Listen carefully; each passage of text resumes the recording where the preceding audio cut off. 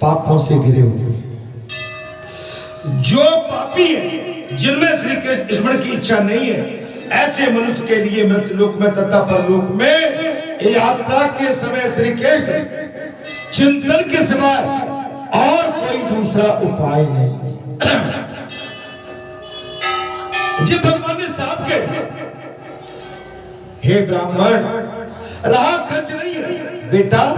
जिस मंदिर में प्रतिदिन श्री कृष्ण का और कृष्ण का कीर्तन होता हो, वहां गया, काशी, पुष्कर, कुरुक्षेत्र तीर्थ, उसी का जल और जीवन सफल हो जाता तथा उसी का मुख सार्थक है जो भगवान श्री कृष्ण का कीर्तन करता है।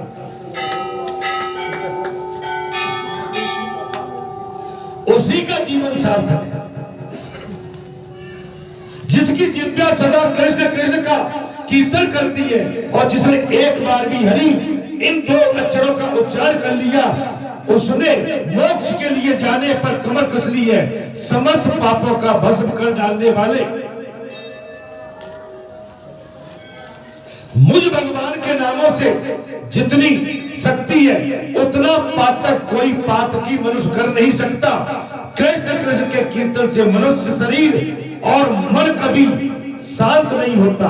ठीक उसी प्रकार पाप, उसे पाप भी नहीं लगता और विचलता भी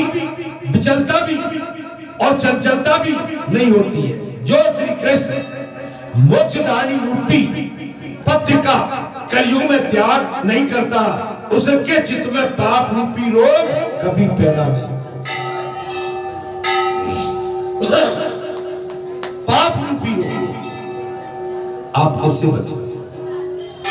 बस कृष्ण कृष्ण, राम राम, कृष्ण कृष्ण, हरि हरि, शंभो शंभो आप चिंतन करते हैं। आपका मन शुद्ध रहेगा, वाणी शुद्ध रहेगी, जिह्वा शुद्ध रहेगी, वाणी में मिठास रहेगी। आप इस वाणी पर तामसी वृत्ति की कोई भी वस्तु नहीं, गरम मसाले, मांस भक्षण, लहसुन प्याज, बीड़ी सिगरेट, दारू मदिरा, गांजा, चरस, अफीम, इसका सेवन इस जिह्वा के माध्यम से न करें। अर्थात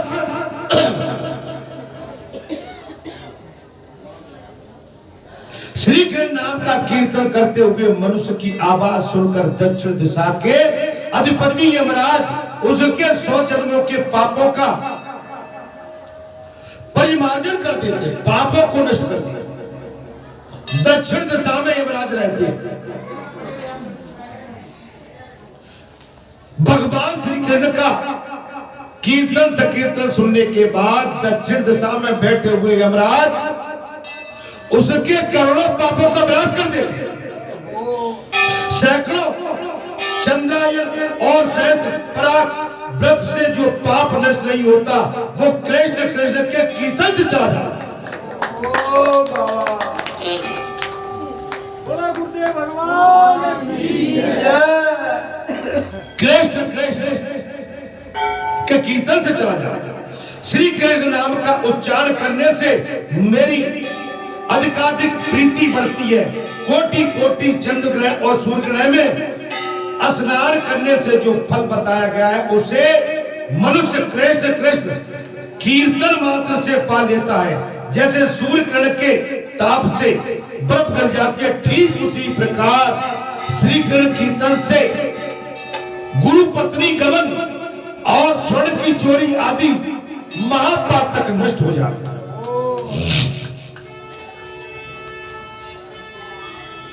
गुरु पत्नी गमन, अपनी गुरु पत्नी पर इच्छा शक्ति रखने वाला या कोई घिनौना कार्य करने वाला या सोने की चोरी करने वाला, ये महापाप होते हैं। इनसे भी भगवान श्री कृष्ण का कीर्तन करते करते पापों से मुक्त हो जाता है।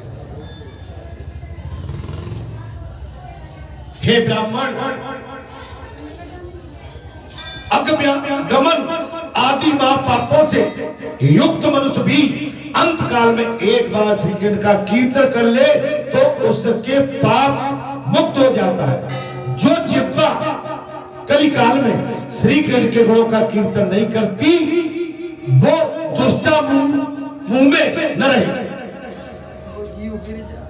अगर जो भगवान का कीर्तन नहीं करती, कृष्ण कृष्ण राम राम नहीं करती, वो इस दुष्ट मुंह में वो जीवा न रहे। भगवान कहते हैं रसातल को चली जाती जाए।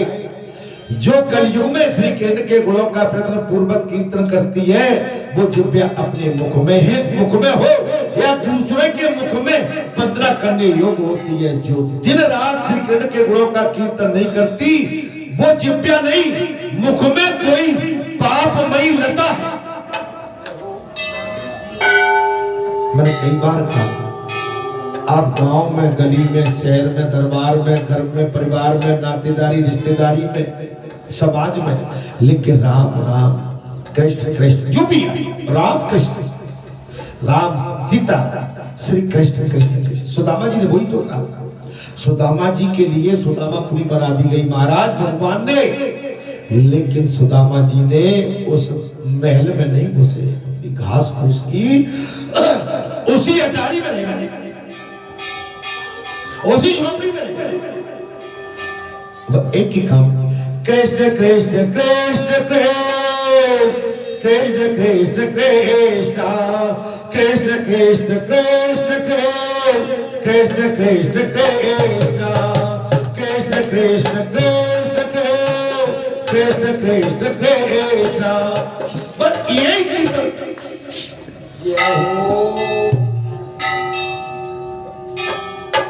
जिस जीवा के नाम से पुकारा जाता है, जो श्री कृष्ण कृष्ण कृष्ण इस प्रकार श्री कृष्ण के नाम का कीर्तन नहीं करती वो रोग रूपी जिह्वा टुकड़े टुकड़े होकर गिर जाए। भगवान ने कहा, जब भगवान ने कहा, नारद जी को पूरी कथा सुना। जो राम का नाम न ले, कीर्तन न करे, संकीर्तन न करे, भजन न करे, वेदों का पाठन न करे, संतों के साथ जो कीर्तन है उनका उच्चारण न करे, मिथ्या। आप कथा सुनने के बाद मैं आपसे कहता हूं, आप अपने रसोई घर में भी रहते होंगे, संसार के किसी भी आप कर्तव्य का निर्माण करते होंगे, लेकिन उसके बाद भी कथा सुनने के बाद कृष्ण राम कृष्ण सीता राम कथा में ये कहा था, आप कथा का चिंतन करें। कथा में ये जी वाक्यान आए थे, कथा में हमारी मर्यादा जी बताई थी, हमको जल कैसे पीना चाहिए, भोजन कैसे करना चाहिए, किसको कैसे देना चाहिए, कोई अतिथि आता है तो उसका सम्मान कैसे करना चाहिए, ब्राह्मण आ गया उसको आसन कैसे देना चाहिए, अतिथि आ गया उसको आसन कहाँ देना चाहिए, कोई माता बहन बेटी आ गई उसका मान सम्मान कैसे करना चाहिए।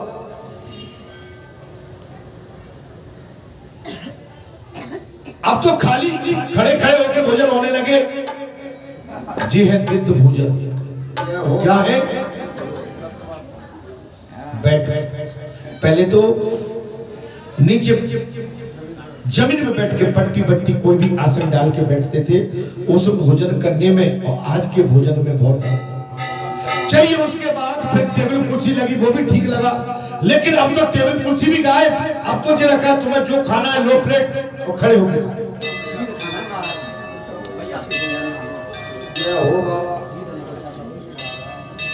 आप समझ सकते हो, आपको उतनी आनंद उसमें नहीं प्राप्त होता। महाराज जो श्री के नाम की इस महिमा का प्रातः काल उठकर पाठ करता है उसके लिए निश्चित ही मैं कल्याण दाता होता हूं।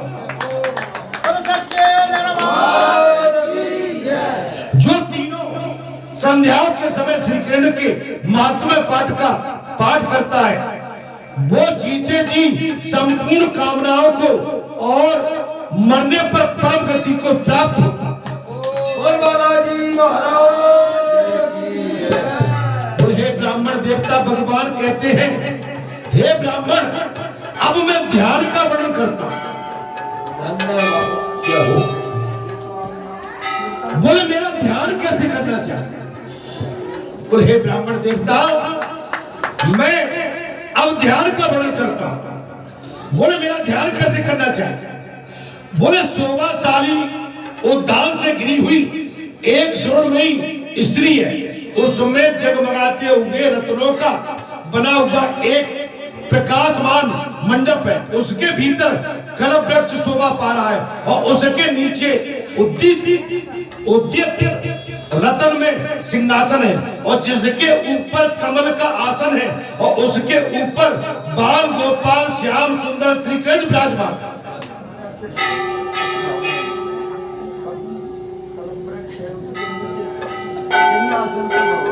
दोबारा कह देता हूं, भगवान कहते हैं, बोले हे ब्राह्मण देवता ऐसी भावना करे ध्यान। मेरी भावना मेरे लिए मुझे प्राप्त करने के लिए उसे अपनी भक्ति भाव कैसे बनाना चाहिए? बोले हे भगवान ब्राह्मण मैं ध्यान का वर्णन करता हूं। शोभाशाली उद्यान से घिरी हुई, बगीचे से घिरी हुई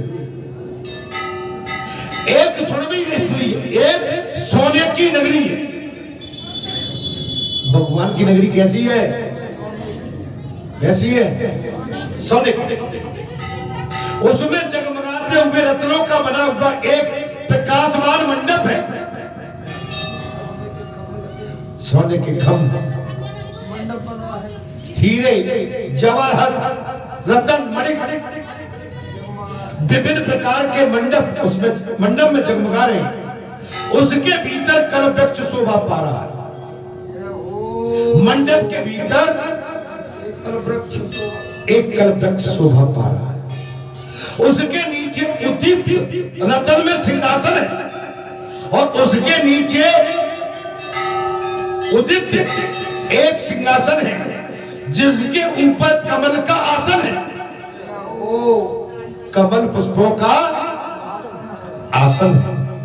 उसके ऊपर बाल गोपाल श्याम सुंदर श्री कृष्ण मैं विराजमान हूं। ऐसा ध्यान करके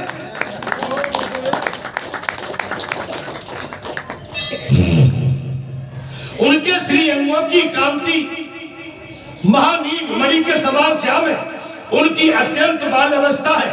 मुख के समीप तक चिकने काले घुंघराले बाल बिखरे हुए हैं।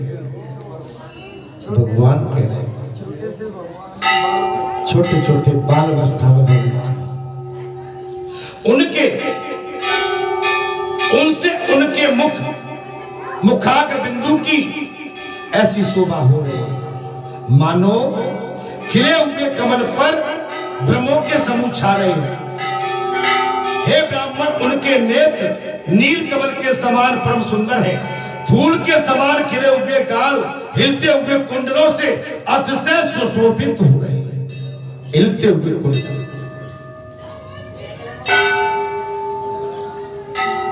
उनकी नुकीली नाक, लाल होठ और मंद मुस्कान से सुशोभित मुख सभी सुंदर है। कंठ में अनेकानेक चमकते हुए आभूषण उनकी शोभा बढ़ा रहे हैं। हे प्रभु विकसित कमल के समान मगरनखा पहने हुए उनके नेत्र सुंदर हैं। गौ की धूली पड़ने से उनका वक्ष स्थल धूल नहीं तो रहा। गौ की नखों से धूल उड़ने वाले वक्ष स्थल मटमैला हो। गौ अब तो आ गई। आज भी मैं गौ की बात कर रहा था। अरे भैंस को बाहर करो मेरे भाई। अरे दो गाय पाल लो। गाय इस समय मारी मारी घूम रही है, 2 गाय बांध लो तुम। अगर हमारे 50 गांव हैं और 50 गांव की आबादी 50,000 है, कितनी? 1,00,000 गौ। 1,00,000 गौ। जय हो बाबा। बाजार हो जाओ। लेकिन नहीं हो तो काली भैंस भैंस है ना। उनके जमाने में भी अंतर है। गौ ऐसा गौ भैंस मेरे बाबा बोल बालाजी महाराज की जय। अंतर है। आप गौ बांधोगे, गौ जहाँ रहती है वहाँ भगवान का वास होता है। क्या हो आप हम कितने भी कीर्तन संकीर्तन कर ले, लेकिन घर के अंदर गौ नहीं है तो हमारा जीवन सूना है। किसान भाई तो हमारे पहले खोड़ के खोड़ गौ रखते थे, अब किसान भाइयों को हो क्या गया। अरे गौ बांधोगे, गोबर करेगी, गोबर से भी आप अपने खेत में डालोगे और शुद्ध खाद लगेगा, पवित्रता का खाद है। गौ गोबर घर में करे और गौ पेशाब घर में करे महाराज, बात तो एक पंथ दो का। और गौ अपने बछड़े को बछड़ी को दूध पिलाए और गौ हम किसी शुभ कार्य के लिए जाए तो बड़े भाग्य की बात है। और भैंस भले ही पड़ाए और पड़िया पिवाए, पूरा जगह भैंस है। क्या हो बाबा ए भैया भैंसे ने कम कर दो, गौ बांध ले भैया, हाथ जोड़ रहा हूं। बोल बालाजी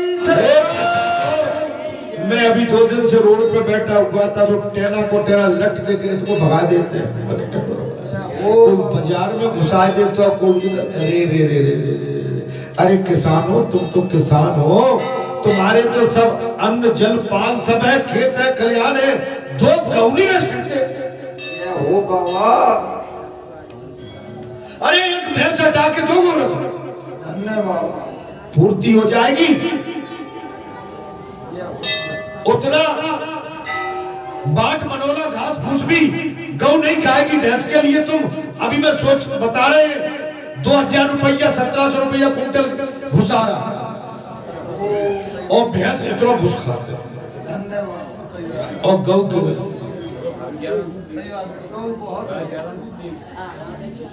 अस के काम नहीं चले, वो नहीं खा तो सोच लो दया है गौ के प्रति कि नहीं। क्या हो बाबा काय भैया हसमुख भैया गाय है खा महाराज जी अब मैं तो गाय की कह बात है तो कही जाएगी। ए भैया पहले थे तो बढ़िया है, गाय और राख ले।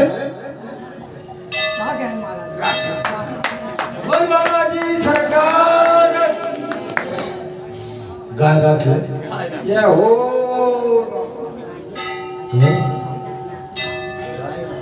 गाय का एक अलग महत्व है। भगवान ने साफ कह दिया कि मुझको ऐसे देखो कि मेरे बदन पर, मेरे वक्ष स्थल पर गौ की रज मेरे वक्ष स्थल पर पड़ी है, उससे वो स्थान मेरा धूमिल होना। क्या बात। अर्थात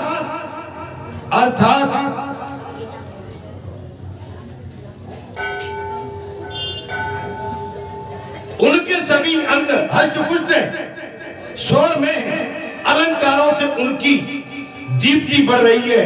मनोहर पिंडलियों और जांघों से सुशोभित कटी प्रदेश में करधनी बंधी हुई है, जिसकी क्षुद्र घंटिकाओं से मधुर झनकार हो रही है। और बंधु जीव पुष्पों के समान लाल लाल हथेली लाल होना चाहिए, होंठ गुलाबी होना चाहिए। आपकी हमारी हथेली, भगवान की हथेली एकदम गुलाबी होती है, आपकी हमारी हथेली भी गुलाबी होना चाहिए, होंठ लाल होना चाहिए, और लाल कमल के समान चरणों की उद्धार शोभा पा रहे हैं, वे उससे सुशोभित हो रहे हैं, वे मंद मंद हंस रहे हैं, और उनके दाहिने हाथ में खीर है। क्या हो बाबा अब भगवान के दाहिने हाथ में खीर रखना है तो गाय के दूध की रखोगे कि भैंस के दूध की? गाय की महाराज, गाय की पसंद है बाबा। महाराज आज मूत्र पूना चिते रहो। क्या हो बाबा गाय के दूध।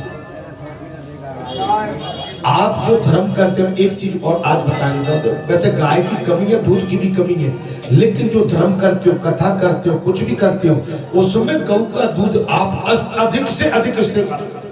बोल बालाजी माने हमारे अंदर ये संकल्प भी होना चाहिए। अब हम कहेंगे भैया मिल्क तो नाने, अरे भैया 10 भैंसों को दूध और भावे 5 गाय को दूध मिला दो। भाई गऊ का दूध तो भगवान को प्रिय है, अब भोग लगना है। अब जरूरी नहीं है कि यहाँ पर वो इतना तो मिल ही जाएगा। एक गऊ का दूध ला के खीर बना के भगवान का भोग उससे लगा दो, चरणामृत बना लो। अर्थात बाएं हाथ में तुरंत निकला हुआ शुद्ध माखन होना चाहिए। ये बाबा केदार सिंह को गाय राख ले।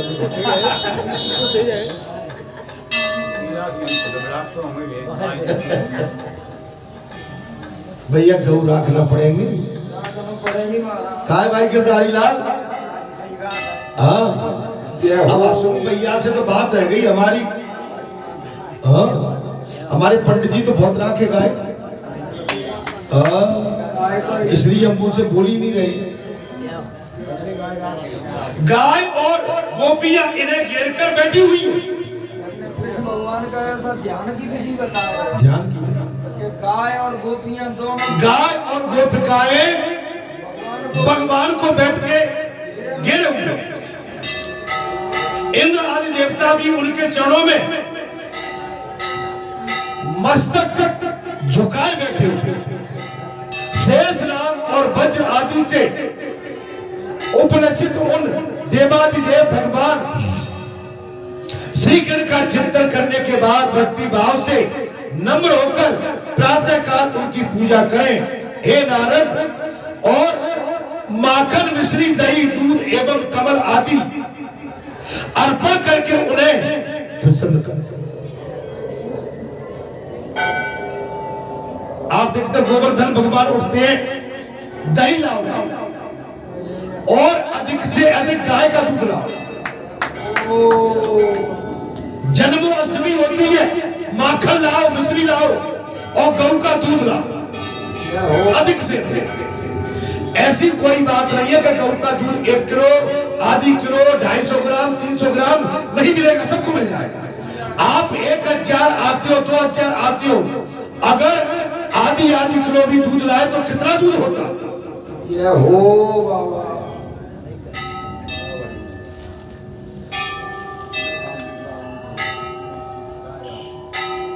लेकिन महाराज गऊ बांधे भैंस दूध बंधी में दे दे। जब बाबा का इतना बड़ा कार्यक्रम होता है, बाबा आपके सबके क्षेत्र के भी बाबा है, कभी ये नहीं खिलाओ आज हम सब, आज इतना बड़ा कार्यक्रम है, आज तो हम बंधी नहीं देते, आज हम नागा कर देते हैं, आज पूरा दूध बाबा पे ले चलते हैं।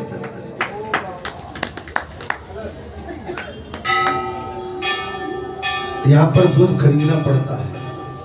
बाबा आप सबकी रक्षा कर रहे हैं, आपके खेत की, खलिहान की, आपके क्षेत्र की, पूरे की, नाज की, अनाज की, दाने की, सबकी रक्षा कर रहे हैं। अभी ओले पड़े, बर्फ पड़े, दुनिया में हाहाकार मच गई, आप सुरक्षित हैं। कौन बालाजी? क्या बालाजी केवल चंद लोगों के लिए है? क्या बालाजी आप सबके नहीं है? सबके हैं।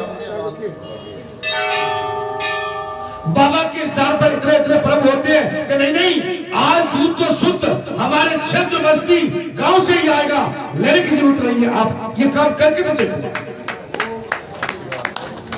एक पथ दो काज, जब आप दूध लेके आओगे आपका भाव लग जाएगा। नहीं नहीं, हम तो आज खीर बनेगी, लेकिन उसके लिए दूध दे के आए, आपका मन बढ़ेगा, आप दौड़ लगाओगे कि चलो प्रसाद तो पाएंगे।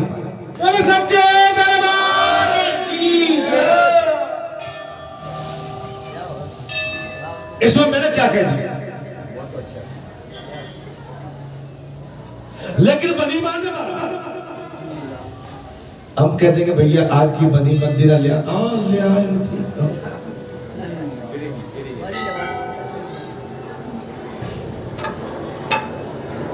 अरे जिस परमात्मा ने आज हमें सब कुछ दे दिया, जिस परमात्मा ने इतना सुंदर धाम बना दिया, जिस परमात्मा ने हमारे क्षेत्र की कीमत बढ़ा दी, जिस परमात्मा ने हमारे क्षेत्र की गाथा गा दी, जिस परमात्मा ने आके हमारे क्षेत्र में राम के नाम का डंका और घंटा बजा दिया, क्या आज आपका वो ध्यान करने योग्य नहीं है? क्या वो किसी व्यक्ति विशेष का है? नहीं, वो सबके हैं, हमारे आपके सबके जगत पिता है, जगतनाथ है, जगत के स्वामी है। परमात्मा भगवान किसी के व्यक्ति विशेष नहीं होते, परमात्मा सबके अपने होते हैं और भगवान के सब हमारे अपने सब होते हैं। इसमें आप करके तो देखिए, अपने भाव को तोड़ाइए।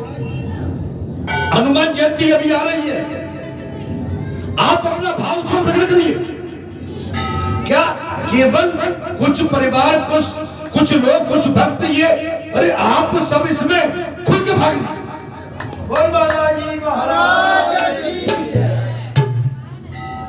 आप उसको बंटवारे में मत ले जाओ। दगड़ुआ धामे, वह सब करा धामे, वह क्षेत्र के जितने आसपास के, वो कोई भी किसी भी वर्ग से हो सभी लगेगा।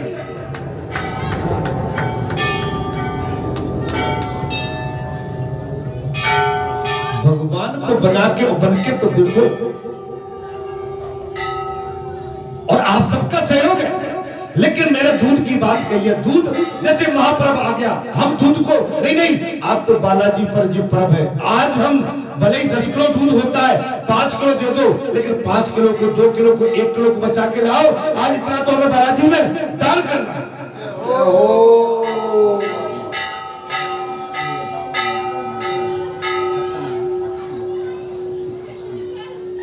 हमारी माताएं समझा, बेटा बालाजी पे जाना, दीपक दरियाओ, नारियल हाथ जोड़े आना। बालाजी आपको समझा रहे हैं, समझ भैया ऐसा कर लो, इसमें तुम्हारे कुल का और तुम्हारे परिवार का कल्याण छुपा हुआ। दिया हुआ धर्म कभी व्यर्थ नहीं जाता, आपका कल्याण करता। अर्थात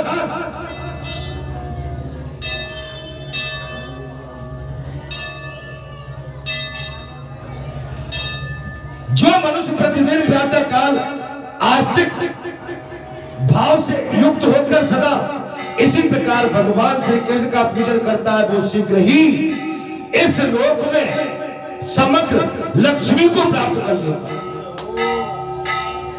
लक्ष्मी चाहिए, गरीब कोई नहीं रहना चाहता, लेकिन लक्ष्मी धर्म के माध्यम से आएगी। आप धर्मार्थ रहिए, आप दानार्थ रहिए, दान करते रहिए। मैं ये नहीं कहता हूं जिसकी जैसी चाकरी, जिस पर जैसी व्यवस्था है, आप उसके अनुरूप करें। आपको 200 रुपए मिलते हैं तो उसमें से 5 रुपए तो दान के लिए रखिए, 2 रुपए रखिए, 1 रुपया रखिए, लेकिन दान के लिए। संसार में, पिंड में, दतिया में, दुनिया में बर्फ ने नाश विनाश कर दिया, आप सुरक्षित हैं।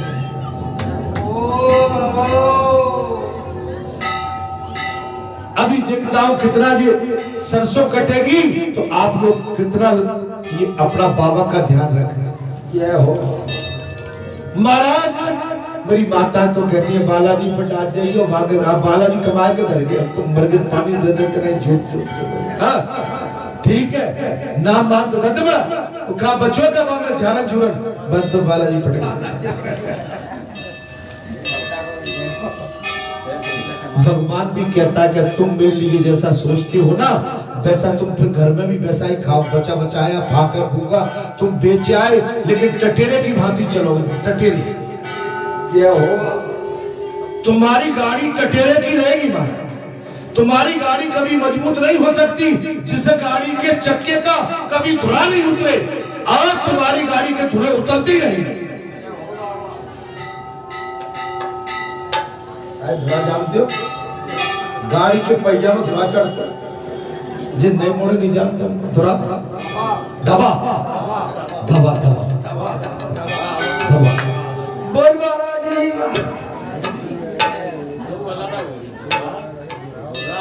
धुरा अलग, धुरा बाम पड़े रहते हैं।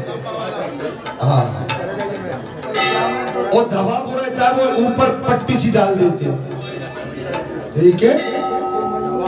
हाँ, गांव में बाड़ी दादा थे, सो वहां पर जी गाड़ी बाड़ी गर्म करके वो ऐसे करके फिर बाड़ी दादा कूट गर्म कर और पानी डाल के ठंडा कर देते। उस समय गाड़ी चलती थी। हम लोग जब तक गांव में रहे, गाड़ी बैल गऊ माने डांग पे चढ़ जाती थी ऊपर। इसके लिए चरैया गवैया अलग थे और घोड़ थे, बड़ी गौशालाएं बनी थी, माने 50-50 60-60 गऊ हमने देखे। ये हो बाबा, अब तो गऊ में डंडे मार रहे हैं मेरे भाई, आप समझ लो।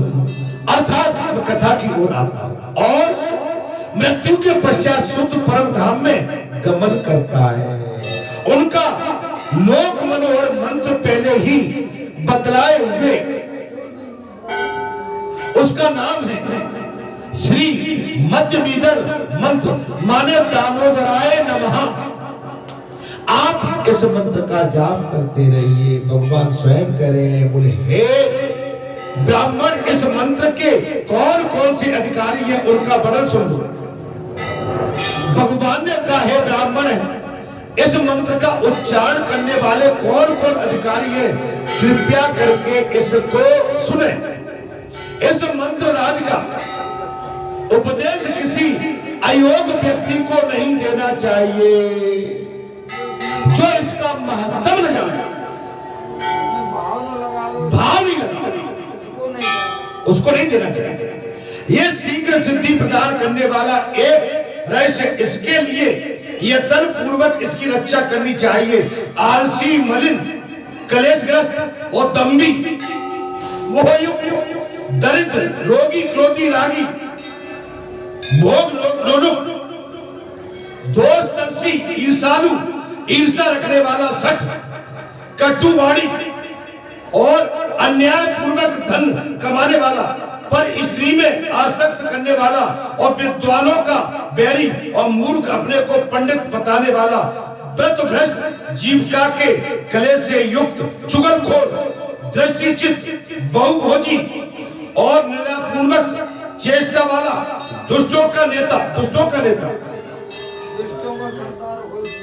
कंजूस, पापी, भयंकर, आश्रितों को भय देने वाला, इस प्रकार के दुर्गुणों से युक्त शिष्य को इस मंत्र के उपदेश के लिए कभी नहीं ग्रहण करना चाहिए। दुष्ट वृत्ति, पाप वृत्ति, अधर्म, अनीति, भंडारी पर आसक्त, समाज का बहिष्कार करना, महापुरुषों का बहिष्कार करना, संतों पर अन्यास, कुवचन बोलना, महापुरुषों की निंदा करना, माता पिता का अपमान करना, ब्राह्मण का अपमान करना, समाज का अपमान करना, गौधन का अपमान करना, देश का अपमान, राष्ट्र का अपमान, ये इस तरह के यदि इसको कोई ग्रहण नहीं करता है तो शिष्य का दोष प्राय गुरु में भी आ जाए।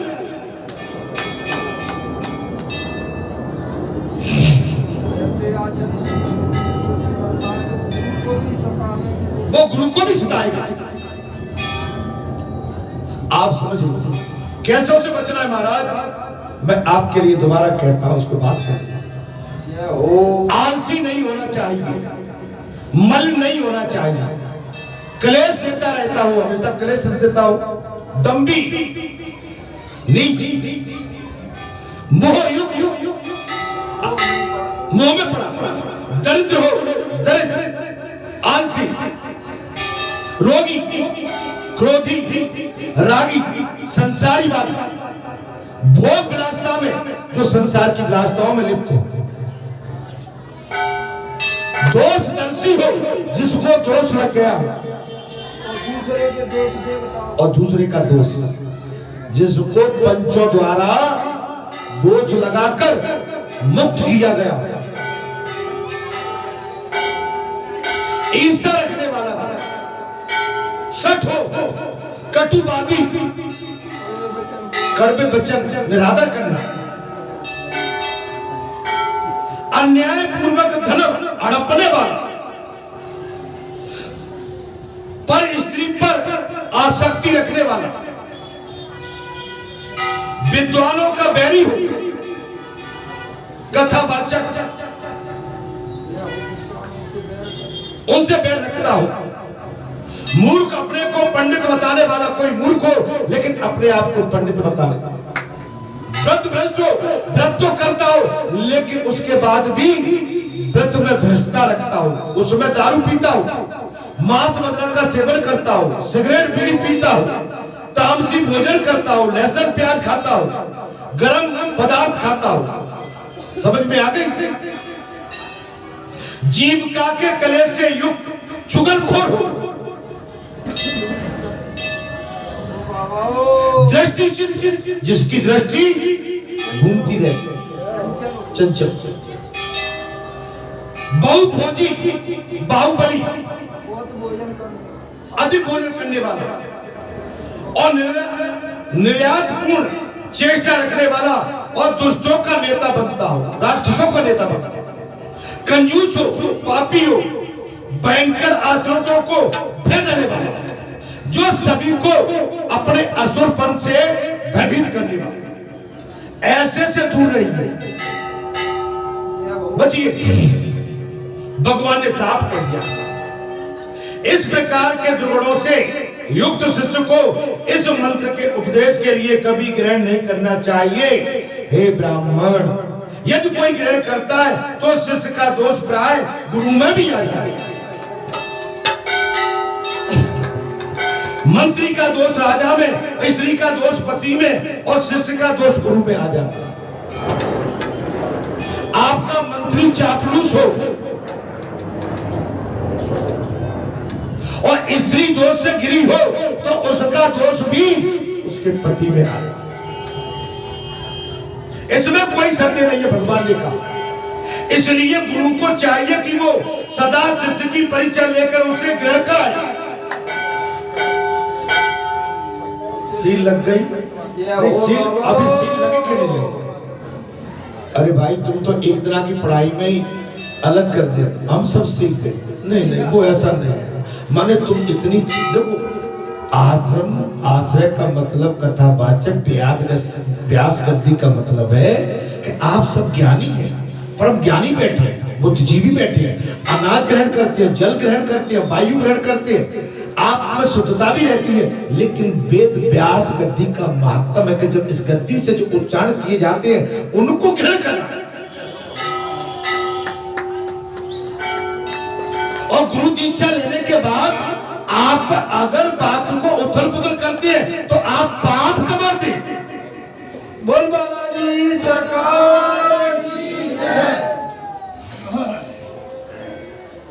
अपने गुरु की निंदा यहाँ से बाहर से बाहर, बाजार में, शहर में, गांव में, गली में अगर आपके गुरु की निंदा होती है, बात सुनते हैं या आप अपने गुरु की निंदा करते हैं तो महापाप कमाते।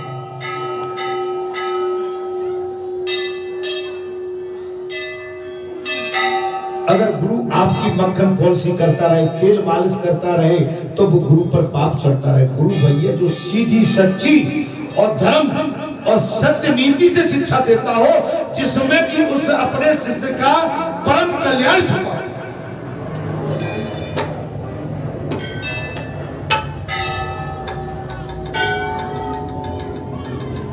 अगर पक्का कोई गुरु होगा तो मैं कहता हूं उसको अपना शिष्य भी देखभाल के बनाना चाहिए, नंबर एक। नंबर दूसरा, कभी भी उस गुरु को अपने शिष्यों से अपनी सेवा नहीं कराना चाहिए। अपने जैसे वस्त्र धुलाना, अपनी तेल मालिश कराना, अपने पास बिठालकर उससे चर्चा करना, अपनी भी बात बता देना, ये बिल्कुल नहीं करना चाहिए। इससे हमेशा परहेज करना चाहिए। गुरु को चाहिए एकांत। गुरु के लिए सारा समाज ही उसका शिष्य है, सारा समाज ही उसका शिष्य है।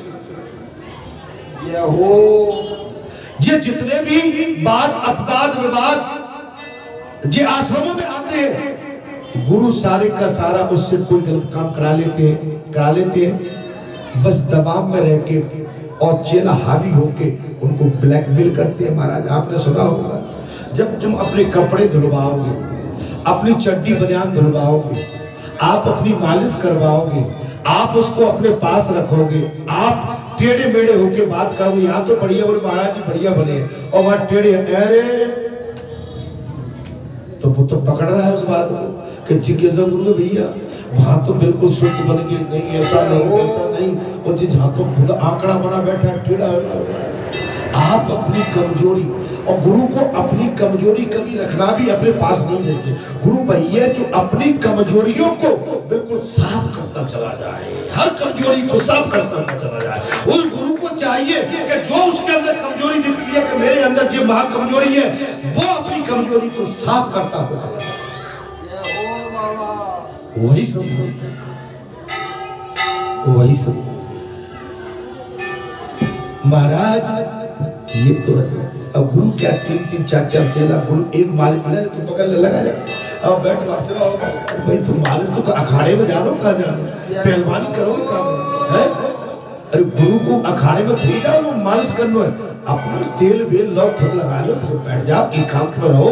जब शिष्यों से बात करना है, भैया ये काम तुम्हें करना है, मैं अभी ध्यान में बैठा हुआ हूँ, मैं दिया बत्ती धूप बत्ती करता हूँ, तुम बाहर रहिए, उसके बाद मैं तुमसे बात करता हूँ। आश्रम की जो व्यवस्था, आश्रम की व्यवस्था देख लो, आश्रम में शुद्धता और सत्यता बनी रहनी चाहिए। आश्रम में किसी भी तरह का गंदापन नहीं होना चाहिए, ये मेरा भाव है। बस आप अपने अपने काम में लगे रहिए और अपना अपना भजन करिए। जय श्री सीताराम। बस कल सच्चे दरबार की।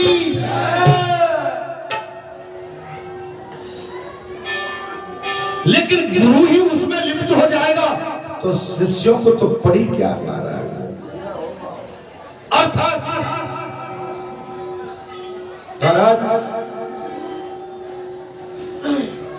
मंत्री का दोष राजा में आ जाता है। इसलिए मैंने कहा मंत्री कैसा होना चाहिए,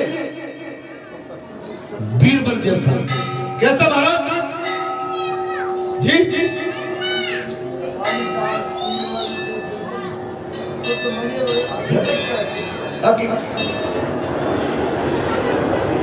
स्त्री का दोष पति में और शिष्य का दोष गुरु में आ जाता है, इसमें कोई संदेह नहीं है। इसलिए गुरु को चाहिए कि वो सदा शिष्य की परीक्षा लेकर ही उससे ग्रहण करे। आज तो आगे कथा में ये अब कोई महाराज जी तो दीक्षा लेना चाहता, अरे भैया वो है वे जितनी दीक्षा लेंगे आज तक देखे नहीं है, कहां से आए, कहां चले गए, कैसे हते, कब बैठे आश्रम में, कब आए। और मैं किसी शिष्य से कहता हूँ जरा सेवा करो तो वो मुझसे कहते महाराज आप ही झाड़ू लगा लो, हमें तो टाइम नहीं है। ओ बाबा श्री राधे। जो मन वाणी और शरीर से गुरु की सेवा में तत्पर रहता हो, जिसमें चोरी की वृत्ति का सर्वथा अभाव हो, चोरी न करता हो।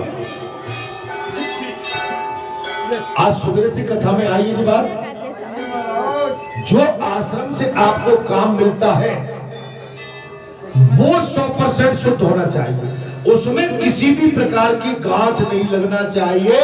आश्रम से जो धन ले जाके आप बाजार से सामान लेके जो भी आते हो वो ठीक सटीक मैं उसके -+ के साथ जो जाका कोषाध्यक्ष है उसको सौंप दी।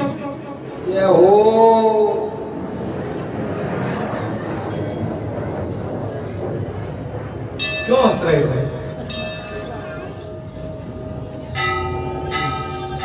और मैं कथा कह रही हूं, जो मन वाणी और शरीर से गुरु की सेवा में तत्पर रहने वाला हो, जिसमें चोरी की वृत्ति का सर्वथा अभाव हो, जो आस्तिक होने के साथ ही मोक्ष के लिए उद्योगशील हो और ब्रह्मचर्य का पालन करता हो, सदा दृढ़ता पूर्वक व्रत में स्थिर रहता हो, जिसकी पाप में वृत्ति न हो और जिसका चित्त प्रसन्न और अंतःकरण निर्मल,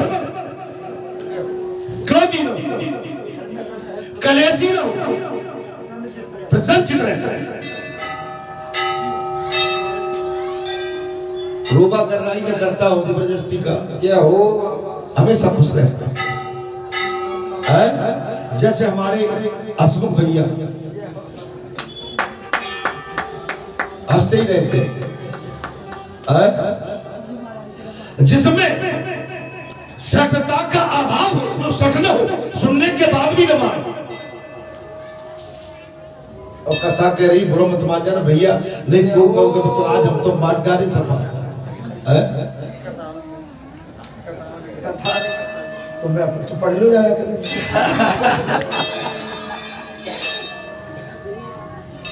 अर्थात जिसका चित्त प्रसन्न हो शिष्य का, वो अंत का निर्बल हो और जिसमें सठता का अभाव हो, जो सिद्ध परोपकारी और स्वार्थ कामनाओं से रहित हो, परोपकारी।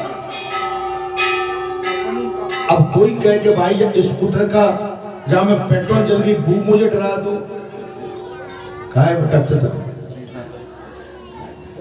डॉक्टर साहब से मतलब नहीं है मेरा, भाव व्यक्त कर हाँ मैं तो अब मेरी माता है, मेरे भाई कहीं बैठे हैं जो अभी मोटरसाइकिल से आए हो, कोई अपनी कार से भी आया हो, अब मुझसे कहे महाराज हम तो कार से आए, हम डीजल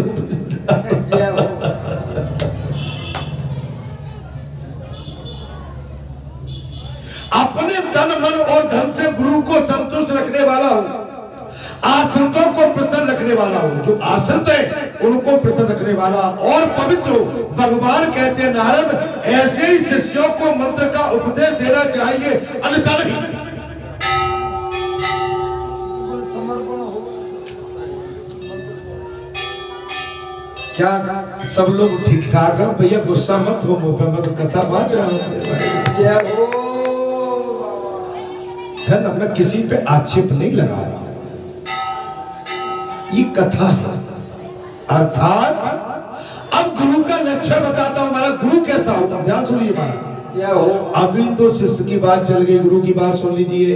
गुरु कैसा? अब गुरु का लक्षण बताता हूं। भगवान ने कहा नारद, अब गुरु कैसा हो, जिसका चित्त सम और शांत, जो सबको समानता से देखता और शांत हो, जो क्रोध रहित, सब लोगों का सुहृदय साधु, महात्मा लोक में सब पर समान दृष्टि रखने वाला हो, वो गुरु कहा गया है। उसके लिए सभी समान हो। सभी समान, वो मैतर से लेके ब्राह्मण तक सभी समान। जय हो बाबा। अगर गुरु ने अपनी जाति भेद किया तो वो गुरु नहीं है, वाणी भेद किया वो गुरु नहीं है। जो सदा मेरे व्रत को धारण करता हो, वैष्णव गण से जिससे सम्मान की दृष्टि देखते हो, और जो वैष्णव है वो उसको सम्मान की दृष्टि से देखते हो। जो मेरी कथाओं में अनुरक्त होकर मेरे उत्सवों में संलग्न रहता हो, उत्सव करता रहे, मेरे उत्सव करता, मेरी कथा कहता मेरी कथाएं कहता है, मेरे हर उत्सव को मनाता रहता हूँ। जो दया सागर पूर्ण काम सर्व परोपकारी, सब ओर से निस्त्रह सिद्धि सर्वदा विद्या सारद समस्त संशय को निवारण करने वाला हो, सारे संशय का निवारण करना और आलस रहित हो, उसको आलस रहो, जय हो। जो सब कालों का ज्ञाता भी, जो सब कालों का ज्ञाता तथा सब पर अनुग्रह रखता हो, दया करता हो, प्रेम करता हो सभी पर। जय हो। हे ब्राह्मण, ऐसा आदरणीय ब्राह्मण गुरु कहा गया है। ऐसा आदरणीय ब्राह्मण गुरु कहा गया है। पूर्वोक्त लक्षणों से युक्त शिष्य ऐसे गुरु से मेरी प्राप्ति करने वाले अगेन के महीने में उस दामोदर मंत्र का उपदेश ग्रहण कर सकते हैं। गुरु की महिमा सुन ली, गुरु की महिमा सुन लो।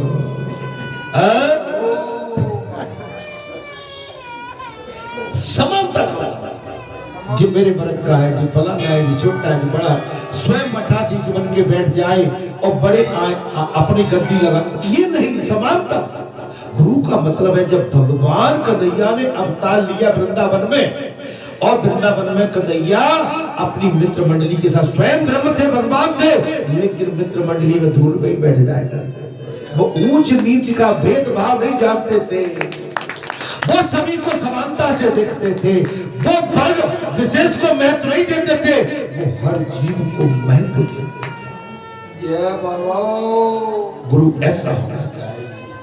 अर्थात विद्वान पुरुष को चाहिए कि वो वैष्णवों के व्रतों को स्वीकार करे जो मुझे प्रिय लगने वाले परम उत्तम श्रीमद् भागवत पुराण का पाठ करता हो, उसे प्रत्येक अक्षर पर कपिला गौ के दान का फल मिलता है।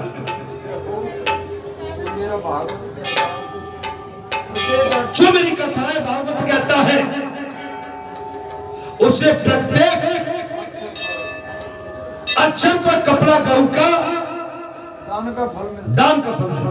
जो प्रतिदिन श्रीमद् भागवत व्रत के आधे या चौपाई श्लोक पाठ करता है या सुनाता है, उसे सहस्त्र गोदान का फल भी मिलता है। जो प्रतिदिन पवित्र चित्त से वो भगवान के श्लोकों का पाठ करता है, उसे 18 पुराणों के पाठ करने का फल भी मिल जाता है।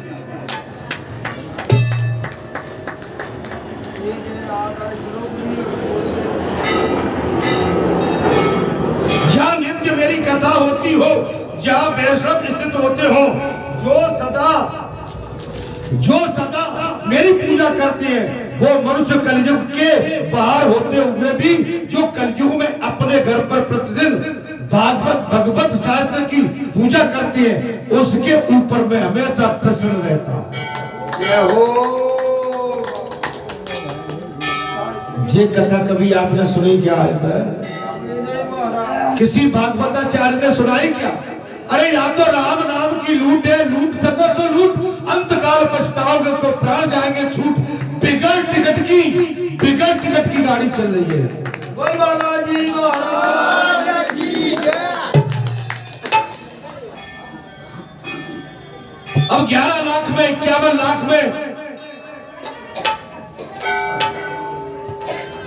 और 3 लाख में 1 लाख में आप कथा करके अपने पैसे को बर्बाद करना चाहते हो तो धिक्कार है। इसके बाद भी भाई जय हो बाबा।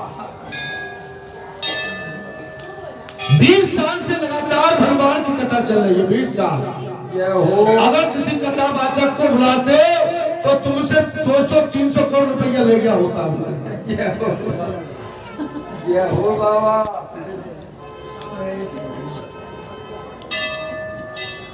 आप बड़े भाग्यशाली हो। भगवान कहते हैं उनके ऊपर मैं सदा प्रसन्न रहता हूं। बेटा, जितने दिनों तक घरों में भागवत साथ रहता है, उतने दिनों तक पितर दूध घी और मधु के साथ जल पीते रहे। जिन घरों में साथ रख के रामायण, गीता, भागवत, शिव पुराण, दुर्गा पुराण, महाराज विष्णु पुराण, कोई भी आपके पुराण रखे हैं, उस घर में उनके पुरखा भी घी के समान भोजन करते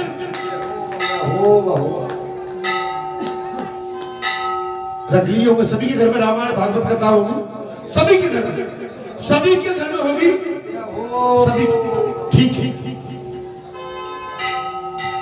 हे ब्राह्मण बेटा, भगवान कहने लगे जो भक्ति पूर्वक वैष्णव विधान को भागवत शास्त्र देते हैं, वे मेरे लोक में निवास करते हैं। जो अपने घर पर सदा भगवत शास्त्र की पूजा करते हैं, उनके उस पूजन से सब देवता प्रलय काल के लिए भी तृप्त हो जाते हैं।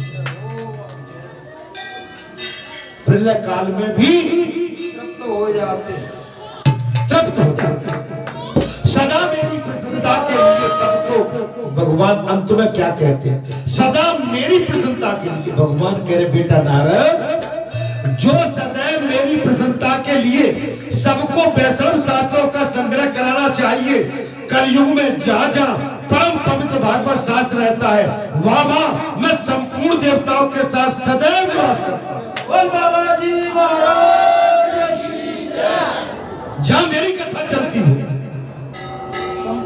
संपूर्ण देवताओं के साथ मैं वहां विराजमान रहता हूं। जय हो बाबा। अब आपको और क्या चाहिए? कौन सा प्रमाण और दे दूं? किस प्रमाण की आवश्यकता आपको बच रही है? बालाजी है और रहेंगे। वो कहीं नहीं जाएगा। आए हैं तो आप हमको छोड़ के अब कहीं नहीं जाए, हम भले ही उनको छोड़ जाए, लेकिन मैं गारंटी देता हूं कि बालाजी आपको नहीं छोड़ेंगे। जय हो बाबा। अर्थात भगवान ने एक बात और कही, वही संपूर्ण तीर्थ नदी नल सरोवर यज्ञ सातों पुरी तथा संपूर्ण पवित्र पर्वत निवास करते हैं जहां मेरी कथा चलती है। सारे तीर्थ वहीं पर आ जाए। तो मैंने प्रातःकाल क्या कही, कहीं मत जाओ, क्या कही थी जी, बात तो अब आई है ना, जय हो बाबा। कहीं जाने की आवश्यकता नहीं है। धन्य बाबा। जैसे एक संसारी मृग कस्तूरी के लिए पर्वत घूमता है घास में, ऐसे ही संसारी जीव की स्थिति हो गई है। आज उस मंदिर में, कल उस मंदिर में, कल उस गली में, कल उस तीर्थ में। अरे तीर्थ तुम्हारे घर में बैठा हुआ, तीर्थ तुम्हारे हृदय में है, और तीर्थ तुम्हारे गांव में गली में आके बैठ गया। आके तुम केवल बैठ जाओ, इनके चरणों से अनुराग कर बैठो, तुम्हारा कल्याण ही कल्याण।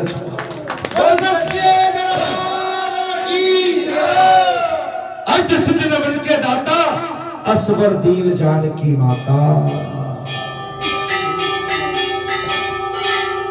सातों पुरी तथा संपूर्ण पवित्र पद निवास करते हैं। बेटा नारद भगवान ने कहा, धर्म बुद्धि पुरुष को पाप के नाश और मोक्ष की प्राप्ति के लिए सदा भगवत शास्त्र श्रवण करना चाहिए। श्रीमद् भागवत परम पवित्र आयु आरोग्य पुष्टि को देने वाला है।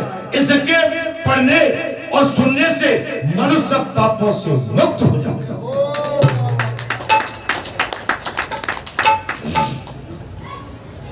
अब घर में कीर्तन है रहो है, अब कीर्तन सुनो नहीं, आगे माने।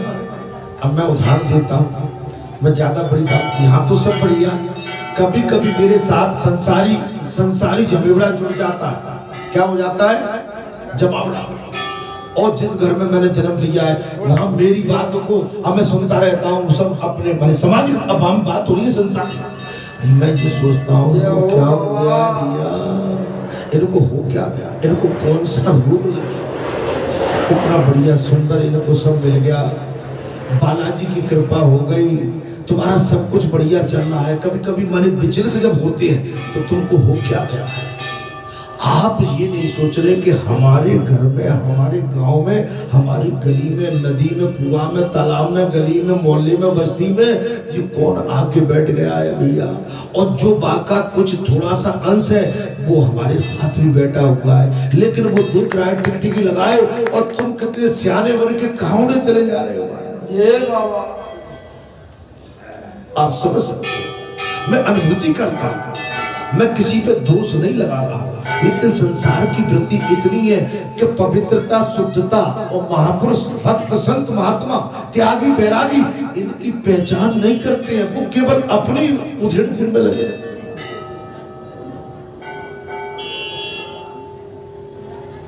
इससे किसी का कल्याण कभी नहीं होगा। ये कल्याण के लिए मार्ग नहीं है। आप तो, हम तो अभाग्यमान कि बालाजी भगवान की हमारे क्षेत्र पर, हमारे गांव पर, बस्ती में, गली में कितनी बड़ी कृपा हो गई, जहाँ पूरे संत भगत चले आ रहे हैं। मंगलवार को भीड़ लगी है महाराज। जब बस स्टैंड से उतर के जब उतरते, उनके चरणों की रज जब मार्ग पर पड़ती है और वो रज उनके चरणों की उड़ के हमारे मस्तक पर चढ़ती है, हमारा क्षेत्र, हमारा गांव, हमारी गली, हम तो वैसे ही धनी हो गए। आज इन माताओं को, बहन बेटियों को, संतों को तुमने इतना न्योता दिया होता या आए होते कि ये बगैर दौड़े चले आ रहे हैं। तुम कितने बड़े भाग्यशाली हो। तुम्हारे पास कौन सी ऐसी मणि है, कौन सी मणि चमक रही है, तो अपन तुम तो उसका प्रकाश नहीं ले पा रहे। जो प्रकाश कहां तक जा रहा है कि वो अपने प्रकाश से क्षेत्र को अन्य स्थान और दूर दराज से खींच के वो मणि आपको घर बैठे दर्शन करा रहे हैं।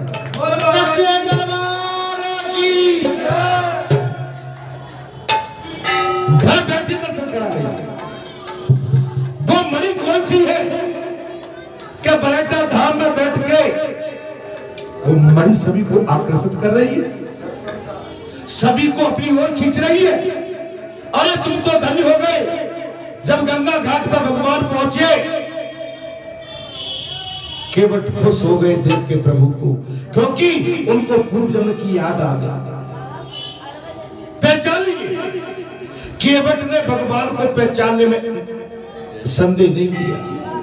और इस तीनों लोगों के नाम लक्ष्मी, शेषनाग, भगवान गंगा घाट पर, इनके दर्शन करके मैं धन्य हो गया। इनके दर्शन करके मैं तो धन्य हो गया। भगवान ने कहा केवट भैया अब मैं गंगा पार करा दो। मांगी रावण केवट आना, कहे तुम्हार मरम में जाना।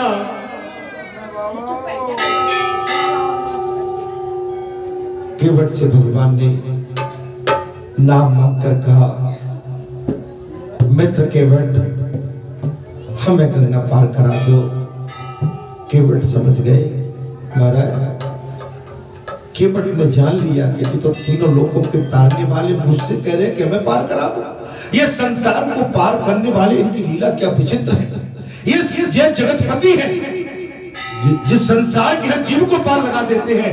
आज मुझसे करे कि मुझे पार कर दो। कहिए तुम्हारा मर्म में जाता। जब जी बात केवट ने कही भगवान से, लक्ष्मण मुस्कुरा गए महाराज। भगवान मुस्कुराए और लक्ष्मण की ओर देखने लगे। लक्ष्मण, एक नाव का खेवनहारा कहता है कि ये मेरे मर्म को जानता है। कौन सा मर्म है? कौन सा मर्म है? ये केवट जान। तो प्रभु नाना, नाम में मैं आपको एकाएक नहीं बिठा लूंगा, आप बैठो। केवट भगवान का पूजा, भक्ति, शक्ति, आराधना, सेवा केवट मन भर के करना चाहता। बिठा लिया। क्या मर्म जान लिया था? बोले प्रभु आपके चरणों में जादू है, जादू।